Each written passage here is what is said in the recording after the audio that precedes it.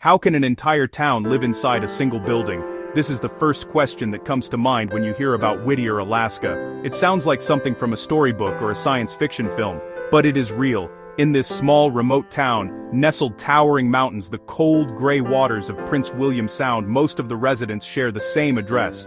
They live under one roof in a 14-story building that stands like a lone sentinel against the Alaskan wilderness. It is a place of profound quiet and surprising closeness. This singular fact shapes every aspect of life here. Imagine waking up and walking down a hallway to get to the post office. Your children go to school by taking an elevator downstairs. The town's grocery store is just a short indoor walk away. Whittier is a place of raw, powerful beauty. It sits at the head of Passage Canal, a deep fjord carved by ancient glaciers, mountains cloaked in green during the fleeting summer, mountains covered in thick snow for most of the year, rising almost vertically from the water's edge. Glaciers hang in the high valleys, their blue ice a constant reminder. The air smells of salt rain and the clean, cold scent of snow. The landscape is not just a backdrop for the town, it is an active participant in daily life, dictating the weather, the economy, and the mood. Getting to Whittier is an experience in itself. For decades, the only way in was by sea or by train. Today, a single road connects it to the rest of Alaska. It leads through the Anton Anderson Memorial Tunnel. 2.5 miles long, the longest combined vehicle railroad tunnel in North America. The tunnel is one lane, traffic alternates every half hour.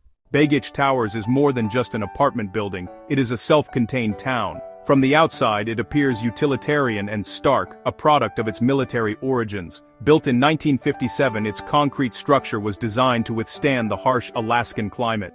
It contains 150 apartments, from small studios to larger family units, but its function extends far beyond housing. The building is a vertical village, with nearly all essential services within its walls.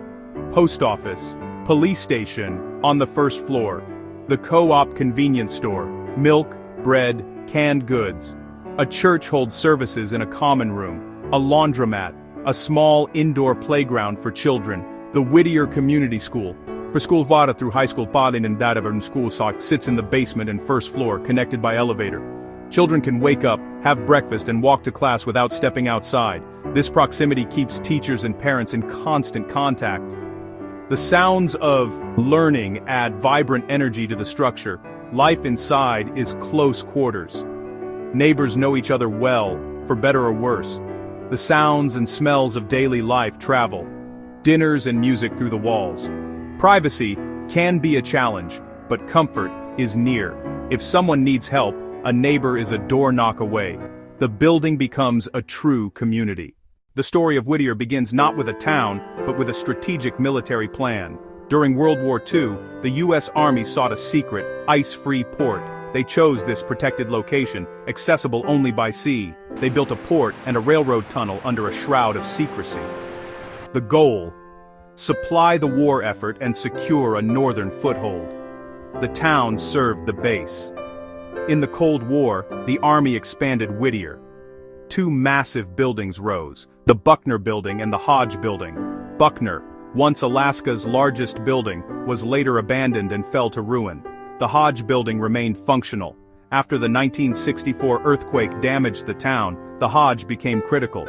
It proved sound, and displaced residents moved in. The building transformed from military barracks into a civilian community. In 1972 it was renamed Begich Towers, honoring Congressman Nick Begich. The federal government sold it. It became a condominium association. Families moved in, drawn by lower costs and natural beauty. Halls once echoing with soldiers now rang with children. The military left the shell, the people gave it a soul. A typical day in Whittier begins with a quiet hum. The sun rises late in the winter, soft and blue on the mountains. Inside Begich Towers, the building slowly wakes. You hear the gentle clink of coffee cups and the soft murmur of morning conversations. June starts by watching boats glide into the dark water. Her grandson, Leo, takes an elevator to class. By mid-morning, hallways are thoroughfares. Neighbors stop to chat at mailboxes. Fresh coffee drifts from a small cafe. Downstairs, children learn math and science. Their laughter rises in the stairwells. Dave, the maintenance worker, keeps the heat flowing, essential here. Some eat at home, others grab a sandwich at the co-op, a social hub. Maria knows who is sick, who has visitors, and who needs a hand. Afternoon settles, children return, voices echoing as they dart to their doors. Adults finish work, nets in common rooms or laptops by windows.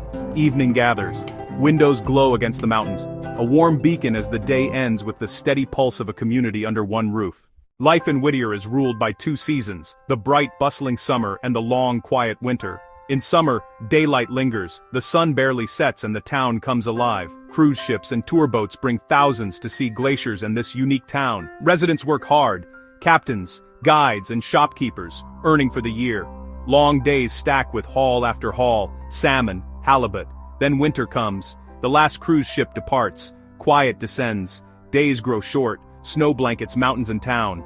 The tunnel runs less often, isolation deepens, life retreats indoors. Winter becomes introspection and community.